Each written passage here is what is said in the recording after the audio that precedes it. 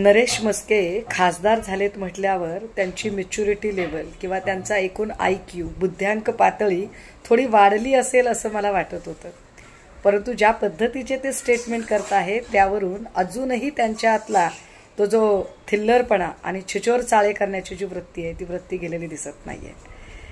मंत्रिमंडळामध्ये शिंदे गटाला एखादं मंत्रिपद मिळण्याची आशंका आहे आणि ते मंत्रिपद आपल्या पदरात पडावं यासाठी आदळआपट करून वाटेल तो आक्रस्ताळेपणा किंचाळणे आरडाओरड करून काहीतरी न्यूसन्स व्हॅल्यू क्रिएट करून आपल्याकडे लक्ष वेधून घेण्याचा अत्यंत बालिश प्रयत्न नरेश मस्केंकडून चालू आहे।